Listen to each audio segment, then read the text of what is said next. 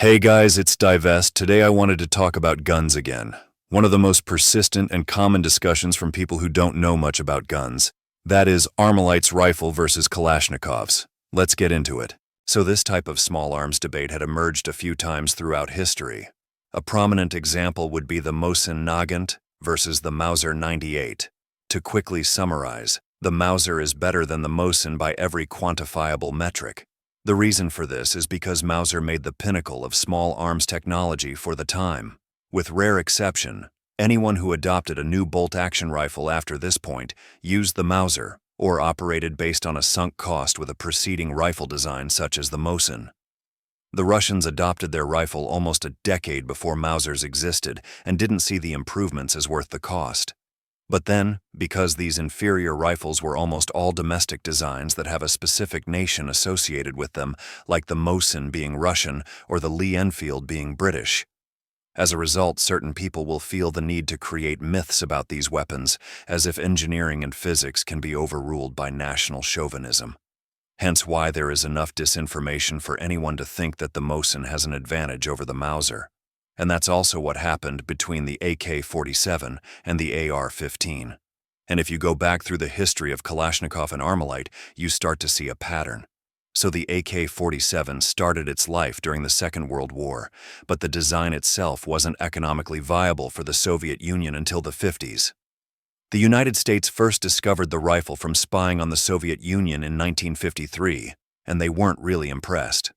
While not mechanically related to the Nazis' Sturmgewehr 44, in terms of performance, the AK-47 was very similar to existing rifles they had dealt with in World War II. The Americans didn't like how heavy either rifles were compared to the existing M2 carbine, and they had already determined that a high-velocity .22 caliber rifle cartridge would provide the best mixture of ballistics, firepower, weight, and recoil from an intermediate caliber rifle. So their experiments were to figure out the best rifle design for that new caliber, which resulted in the development and adoption of the M16. On the other hand, everything the Russians have done with their service rifles since the 60s has been an attempt to copy features from AR-15 onto the AK-47 as the AR-15 design has matured. Starting with the AK-74, which was prompted by testing captured M16s, they went to work developing their own .22 caliber rifle cartridge to replace 7.62.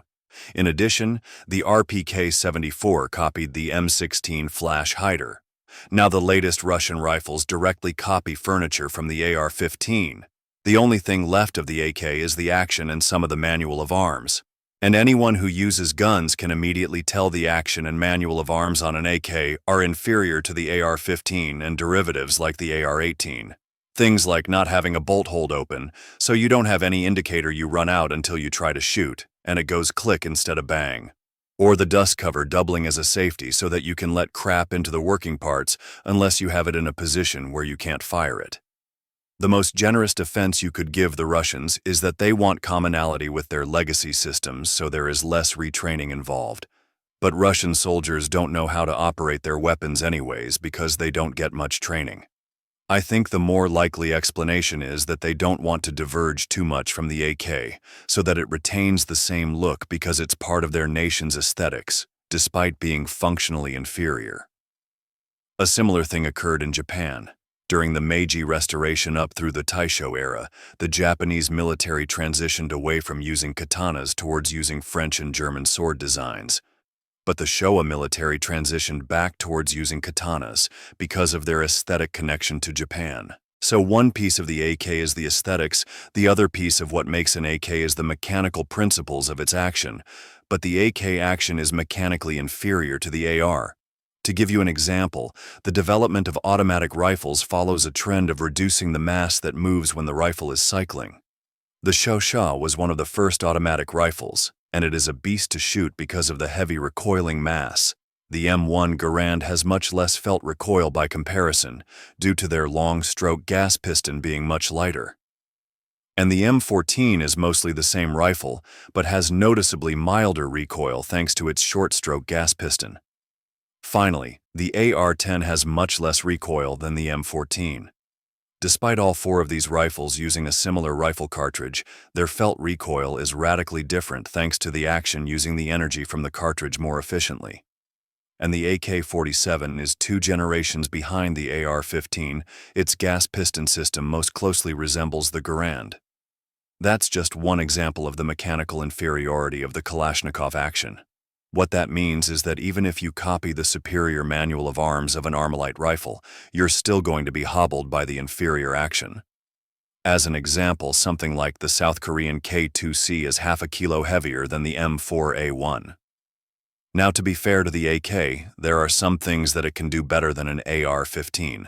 For instance, the AK is better at mitigating overpressured ammunition, and it can use a folding stock where the AR can't. Those were deliberate trade-offs with the AR-15 design in order to reduce its weight and improve its handling. However, Armalite already addressed those concerns in the 60s when they designed the AR-18, and rifles derived from it are used in lieu of the AR-15 for people who are concerned about that. The AR-18 is technologically just straight-up superior to the AK-47 in every way. So without Russian chauvinism muddying the waters, the debate should be between the merits of the AR-15 and the AR-18, and the AK-47 should be relegated to the dustbin of history as a transitional piece of technology, like the steam-powered automobile. Thanks for listening. Let me know if you disagree with me in the comments so I can clown on you. Until next time, this has been Divest.